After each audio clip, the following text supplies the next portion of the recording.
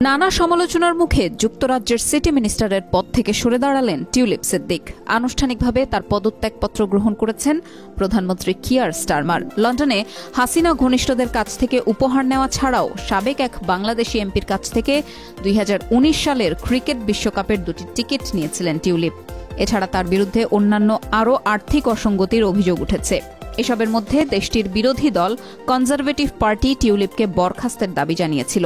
টিউলিপকে দেওয়া স্টারমারের অফিসের চিঠিতে বলা হয়, আপনার পদত্যাগপত্র গ্রহণ করে আমি আরও স্পষ্ট করে বলতে চাই যে উপদেষ্টা হিসেবে লরি ম্যাগনাস আমাকে আশ্বস্ত করেছেন যে তিনি মন্ত্রীর আচরণবিধি লঙ্ঘনের এবং আর্থিক অনিয়মের কোনো প্রমাণ পাননি।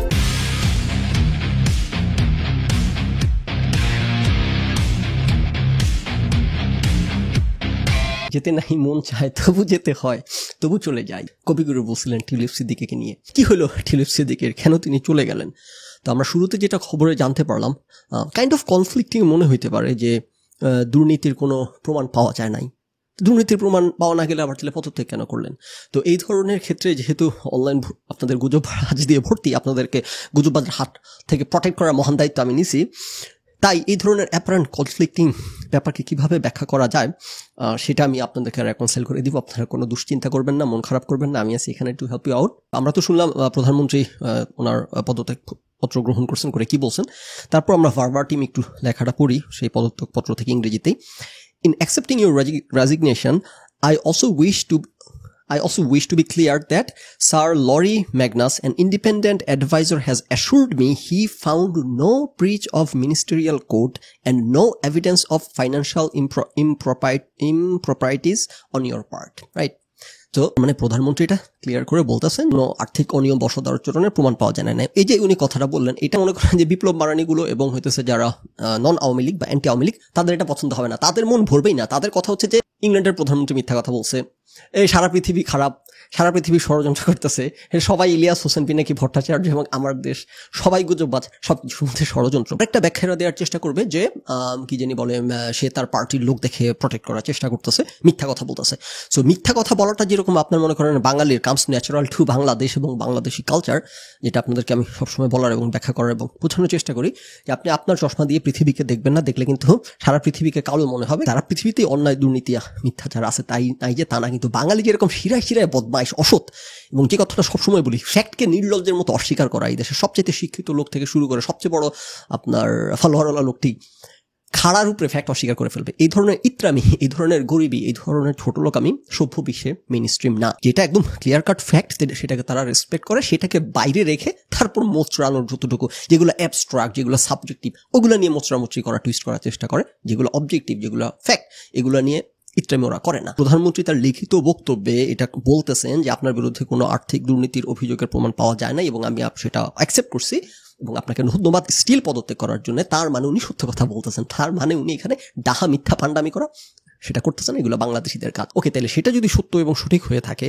টিউলিপ সিদ্দিকীর বিরুদ্ধে কোনো অন্যায় অনাচার দুর্নীতির প্রমাণ পাওয়া যায় নাই, এটা কিন্তু একটা ইম্পর্টেন্ট ব্যাপার। প্রমাণ পাওয়া যায় নাই এক জিনিস, আরেকটা হইতেছে করেন নাই তা না, হয়তো করছেন কিন্তু প্রমাণ পাওয়া যায় নাই। তাহলে আপনি সেটাকে এখন কিভাবে রেকনসাইল করবেন? এই ব্যাখ্যা কিন্তু আমি আপনাদেরকে আজকে থেকে 1 সপ্তাহ আগে দিয়ে ফেলছি। আপনারা এই জন্য তো সবসময় বলি নিয়মিত ডেইলি শো উইথ ফখরুল শুনবেন, তাহলে মাথায় গোবর কম ঢুকবে। এই যে টিউলিপ সিদ্দিকীকে পদত্যাগ করতে হইতে পারে এবং সেটা ওনার বিরুদ্ধে আনিত অভিযোগের ব্যাপারে কোনো প্রমাণ না পাওয়ার সত্ত্বেও ওনাকে পদত্যাগ করতে হইতে পারে, এই জিনিস কিন্তু এক্স্যাক্টলি 7 দিন আগে ভেঙে বলে ফেলছি। এখন যেহেতু একদম যেভাবে করে বলছি, প্রেডিক্ট করছি, সেভাবে করে হয়েছে, তার মানে আমি এখন সেই নৈতিক অবস্থান রাখি ব্যাখ্যা করার যে আমি কেন এটা বলতে গেলাম, কিভাবে বলতে গেলাম এবং কেন এটা কারেক্ট হলো, how do I explain it, right? তো সেটা শুনে নেন, তারপর ব্যাখ্যা করতেছি। তো প্রধানমন্ত্রী আবার সাপোর্ট দিছে টিউলিপ সিদ্দিকীকে যে না, আমরা আসি সাথেই সেই। হাউ এভার, এটা যেহেতু সোনার বাংলা না, ওইসব দেশের রাজনীতিবিদদের হাতে পাওয়ার অত্যন্ত কম, অত্যন্ত বিপদে থাকে ওনারা।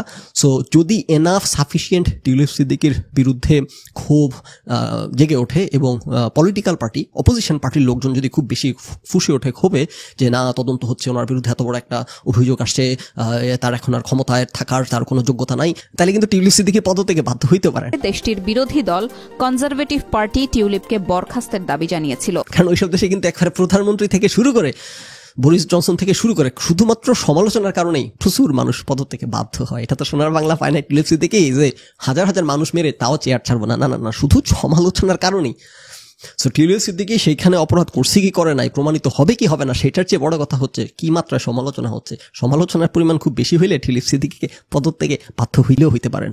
আর বাকি লোকে পুতুল এবং সজীব ওয়াজেদ জয়। আচ্ছা, তাহলে যেভাবে করে বলছি সেভাবেই হয়েছে। তাহলে আমি একটা ব্যাখ্যা দেওয়ার নৈতিক অধিকার রাখি। আচ্ছা, এটার ব্যাখ্যাটা হচ্ছে যে যেটা সেখানে যেটা বলছি যে এইসব দেশে আপনার যদি এনাফ সমালোচনা হয়, দ্যাট অ্যালোন ইজ এনাফ আপনাকে হচ্ছে পদত্যাগে বাধ্য করার জন্য। যদি দুর্নীতির প্রমাণ পাওয়া যেত তখন কি হইতো? তখন প্রধানমন্ত্রী এই ভাষায় কথা বলতেন না। ইয়াস, ওই পান্ডামিটা হয়তো করতেন। প্রধানমন্ত্রী নিজের দলের লোক, নিজের খুবই অনুগত লোক, সুতরাং এখানে পক্ষপাত করতেছেন, সেটা হয়তো উনি করার চেষ্টা করতেন, কারণ এই দেশের তো আইন আদালত প্রতিষ্ঠানগুলো সব স্বাধীন। সুতরাং দুর্নীতির কোনো নাম গন্ধ পাওয়া গেলে সেই সব প্রতিষ্ঠান নিজ থেকে ঝাঁপায় পড়বে, পালানোর কোনো রাস্তা নাই। সোনার বাংলা এটা নয়। সো পালাইতে পারতেন না যদি অপরাধ থাকতো, কিন্তু প্রধানমন্ত্রী তখন আবার এই ভাষায় কথা বলতেন না, একদম ক্যাটাগরিক্যালি কথা বলতেন না যে আপনার বিরুদ্ধে কোনো প্রমাণ পাওয়া যায় নাই, তবু আপনি পদত্যাগ করছেন, এই জন্য থ্যাংক। তার মানে কি এই যে ওনার বিরুদ্ধে কোনো প্রমাণ পাওয়া ভবিষ্যতেও যাবে না, বা উনি কোনো অপরাধ করেন নাই? দেখেন, একটা কথা যেটা বলে যে সকল কিছু মানে আইনত সকল অপরাধী অবৈধ না, মেবি বিকজ আইনের লুপহোলের কারণে, অর মেবি বিকজ আইন এটাকে ধরতে পারতেছে না, অর মেবি বিকজ আইন অ্যালাউ করতেছে, কিন্তু তার মানে এই না নেসেসারিলি এটা ন্যায্য বা নৈতিক কোনো কাজ হয়। সব কারণে হয়তো উনি পার পেয়ে গেছেন বা পার পেয়ে যাবেন, সেটা আমাদেরকে মেনে নেওয়ার উদারতা থাকতে হবে। পান্ডামি করলে হবে না, বিপ্লব মারানি করলে হবে না, যে না আজকে আমরা বাংলাদেশে পান্ডামি করে এখন ইউকেতে চলে যাবো পান্ডামি করার জন্য, যে টিউলিপ সিদ্দিকীকে আমরা ফাঁসি কাস্টে ঝুলাবো। তো এই কারণে কালচারটা বোঝা ইম্পর্টেন্ট। যে কারণে বললাম, তারা যে এরকম একটা কাজ করবে, টিউলিপ সিদ্দিকীকে যে পদত্যাগ করতে হইতে পারে, এবং সেটা অপরাধ না করা সত্ত্বেও অথবা অপরাধ প্রমাণিত না হওয়া সত্ত্বেও, এবং সেটা কিভাবে ব্যাখ্যা করা যায়, আপনার পছন্দ না হলেও কিছু করার নাই, আমি দুঃখিত। এবং আপনাদের গুজববাজরা যত 50টা ব্যাখ্যা দাঁড় করাই দিবে, সেটাও আমি অত্যন্ত দুঃখিত। ঘটনা আসলে এটাই, এগুলো শুভদেশ, এই কারণে এগুলোকে শুভদেশ বলি। এখানে তা মিয়ার ফ্যাক্ট যে প্রচন্ড সমালোচনা হচ্ছে এবং সেই সমালোচনার পেছনে সাবস্টেন্স আছে, গন্ধ পাওয়া যাচ্ছে, দ্যাট অ্যালোন ইজ ইনাফ আপনার পায়ের নিচ থেকে মাটি সরাই দিতে।